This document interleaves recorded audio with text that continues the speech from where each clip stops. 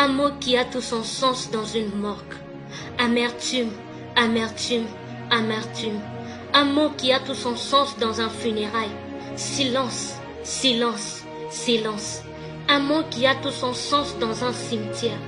Quand je pense que les personnes qui s'y trouvent sont un jour allées chercher quelqu'un dans une morgue, ont un jour organisé des funérailles pour leurs proches, sont un jour allées déposer quelqu'un dans cet endroit tellement silencieux, je me rappelle de l'Ecclésiaste qui dit « Vanité des vanités, tout est vanité ». De la poussière ton corps est venu, à la poussière ton corps doit retourner. Parce que oui, ton corps a une existence éphémère. Seule ton âme a une existence éternelle. Au-delà d'avoir une existence éternelle, a-t-elle une vie éternelle? Cette vie n'est possible qu'en une seule et unique personne, Jésus-Christ. Suivre Jésus ne veut pas dire prier et jeûner tous les jours, sinon le ciel ne serait que pour les bouddhistes et les musulmans. Suivre Jésus ne veut pas dire donner l'aumône, sinon Michael Jackson serait le premier candidat pour le ciel.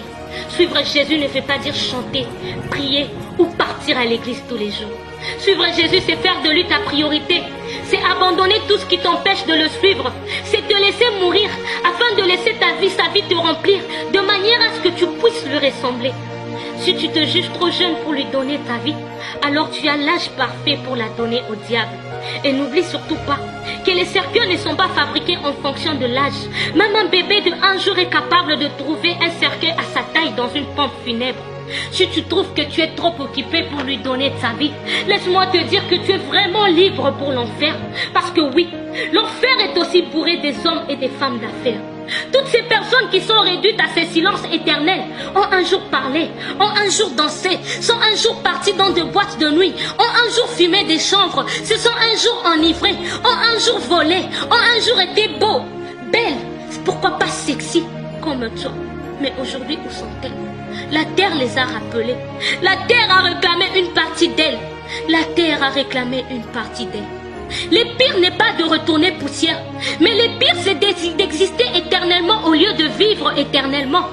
Donne ta vie à Jésus-Christ. Que ton âge, que ton entourage, que ton passé, que tes iniquités ne puissent t'empêcher de lui donner ta vie.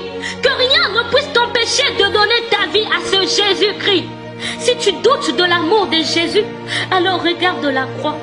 Regarde ce sang qui a coulé. Regarde l'œuvre de la croix. Et tu comprendras tout.